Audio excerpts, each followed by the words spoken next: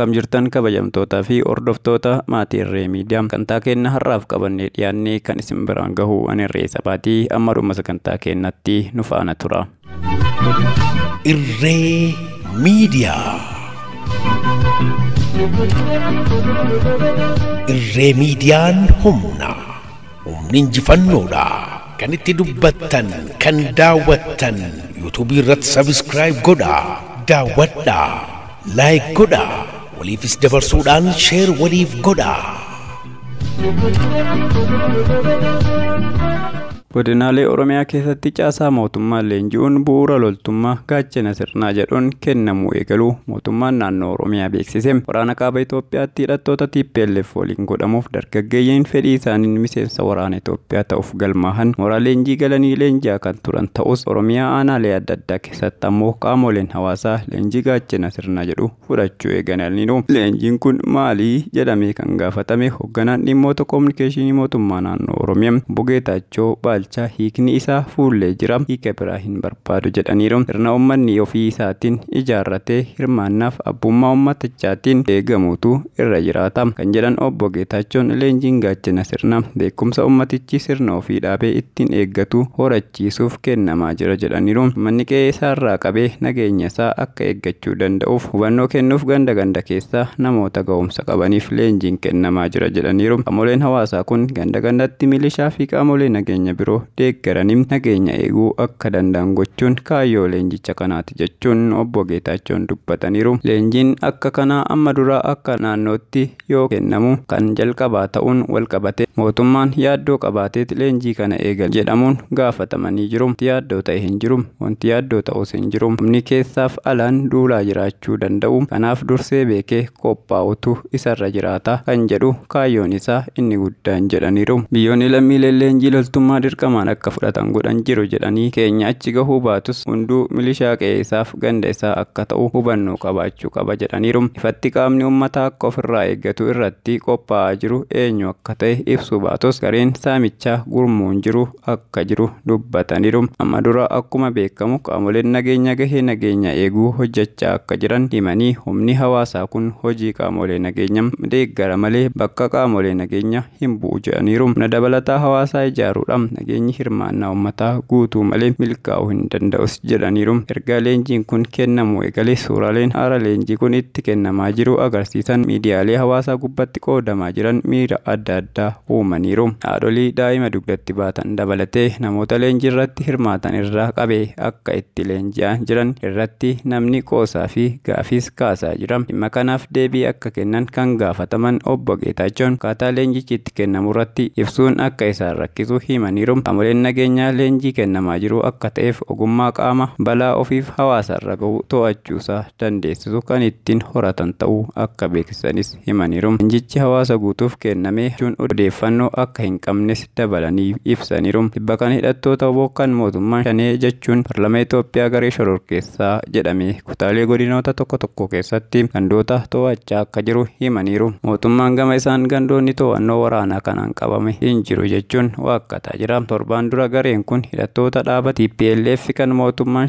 shororkeessummaatti ramade waliin waraana wal ta'uu hojjechuu waliigaltee raawwachuu ibseera. Mootummaan gareen lamaan amma duras waliin hojjechaa turan jechuun himachaa turuu isaa ni yaadatama. Poolisiin humna addaa Oromiyaa aanaa Meettaatti namoota lama mana hidhaatii baasee ajjeese. Godina Shawaa Lixaa aanaa Meettaatti abbaa ijoollee 6 kan ta'an obbo Deebisaa Raggaasaa fi dargaggoo Ijaaraa Magarsaa mana hidhaatii baafamanii ajjeefamuu isaanii jiraattonni aanichaa dubbataniiru. Obbo Deebisaa Raggaasaa jiraataa aanaa Meettaa Walqixxee ganda Coonfee Minqee yoo ta'anii aduu gaafa sanbataa ganamaa poolisii humna addaa Oromiyaan mana jireenya isaanii keessaa isaan qabuu maddi keenya kun dubbateera. Guyyaadhuma gaafa sanaa dargaggoo Ijaaraa Magarsaa jedhamus poolisiidhaan to'atamuu kan himan jiraattonni gandichaa hagayyaa 16 erga qabamanii as waajjira poolisii magaalaa Minaaree keessaa hidhamanii akka turan dubbata. Maatiinis ta'ee firoonni kamuu isaan gaafachuu akka hin dandeenye dhorkamaa kan turan akka ta'e maddi maddi keenya kun nu biraan ga'eera. Akka odeeffannoo qabnutti wobootti karaa agarsiiftan jechuun waan shakkamaniif hidhamuu isaanis dubbataniiru. Obbo Deebisaan abbaa ijoollee ja'a yoo ta'u nama maatii bulchu waan ta'eef sabboonummaa yoo ta'e malee siyaasa kamirraayyuu walaba turan jechuun jiraataan ganda sana dubbataniiru. Dargaggoo Ijaaraa Magarsaa ganna hojii humnaa hojjechuun bona ofiin of barsiisaa nama ture yommuu ta'u ajjeechaan sukkaneessaan kun sabboontotaa fi ilmaan Oromoo irratti kan fuulleffate ta'uu dubbatama.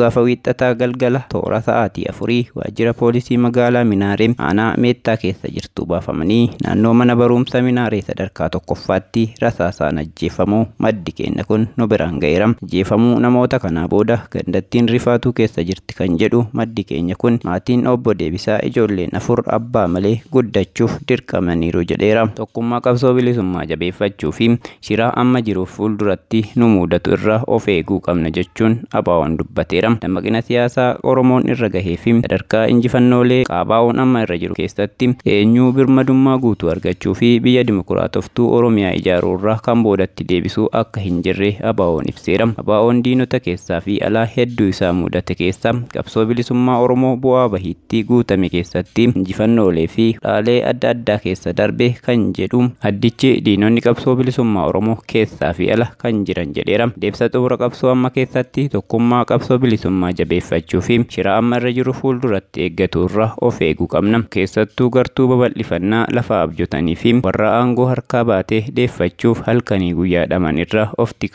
tiksuun dirqama jedhaniiru. ABO'n yeroo impaayirri cunqursaa burkutaawaa jiru kanatti qabni beekees ta'e osoo hin beekin ABO addaan qooduu yaaluun guggura ammaan dura dabaluu qofa otoo hin taane seenaa gurraacha ofitti akka dibaa jiru hubachuu qabna jedheera. Bara dheeraa mootonni Habashaa uummata keenya addaan qooduu fi jaarmiyaa siyaasaa keenya diigee mataa isa gadi rukutuu amma booda hin milkaa'u kan jedhe addichi qaamni dooftaa dulloomaa mootota kana keessummeessisu ABO keessatti haftee ta'uusaa hubatuu qaba jedheera. Humnoonni alaa dantaaf deemanis amma booda Oromoo akka meeshaatti dhimma itti bahuun gadaan isaanii dhume kan jedhu ibsi kun harka keessan dhimma Oromoo irraa kaasaa jechuun waamicha godheera. Deemsa Oromiyaa bilisa taatee ijaaruu keessatti humnoota keenya gara adda addaa qindeeffachuu fi dandeettii keenya karaa hundaan gabbifachuun nu barbaachisa. Kunis dandeettii ofiin of bulchuu fi hariiroo obbolummaa horachuu, nageenya tiksuu fi naannoo ofii eeggatu akkasumas karaa poolitikaa dippiloomaasii fi ijaarsa siivilii jabaateen Oromiyaan akka gaanfa Afrikaa keessatti iftee mul'attu taasisuu qabna jechuun addichi ibsa baaseera. Naannoo Amaaraa godina Goojjam lixaa aanaa Goonjii Qalaalitti namoota hojii qorannoo gaggeessuuf gara sanatti imalan irratti haleellaan garee raawwachuun ajjeechaa raawwatamaniif miidhaa qaqqabsiisan irratti murteen darbee ture. Himatamtoota dhimmi isaanii mana murtee olaanaa naannoo Baahir Daaritti ilaalamee ture 32 keessaa himataawwan gareedhaan nama ajjeesuu, qaama hir'isuu, yaalii ajjeechaa raawwachuu fi qabeenya barbadeessuu jedhuun dhimmi isaanii ilaalamee erga tureen booda himata gayya 27 bara 2021 murteen hidhaa irratti murtaa'eera. Waggoota 3 dura akka lakkoofsa Itoophiyaatti onkololeessa 13 bara 2011 ture. Manicha keessatti haleellaan namoota hojii qorannoo digirii 3ffaa Yuunivarsiitii Finfinnee irraa gara sana imalee buufata fayyaa aanaa Mencaa irratti gareen haleellaa raawwatanii ajjeesanii turanii. Namoota ajjeefaman kanneeniin alatti ogeessota fayyaa biraa 3 irratti ammoo miidhaan qaamaa olaanaan kan qaqqabe yoo ta'u, nama tokko irratti ammoo yaaliin ajjechaa raawwachuun konkolaataan tokko ammoo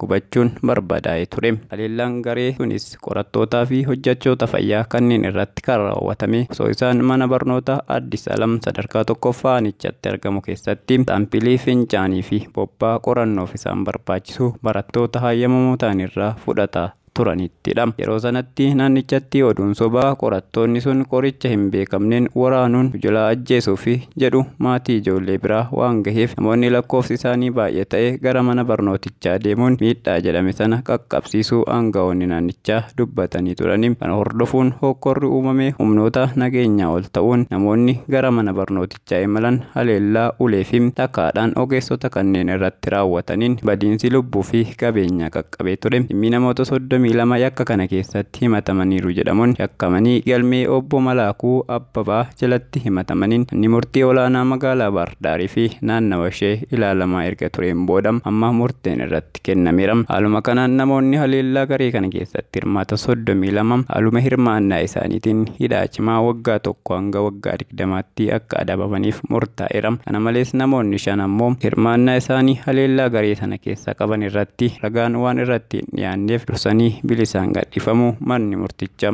ibsee ture. Kabajamtootaa fi hordoftoota maatii Irree Miidiyaa sagantaan har'aaf qabannee dhiyaanne kana fakkaata. Sagantaa birootiin amma walitti deebinutti nagaan of tura.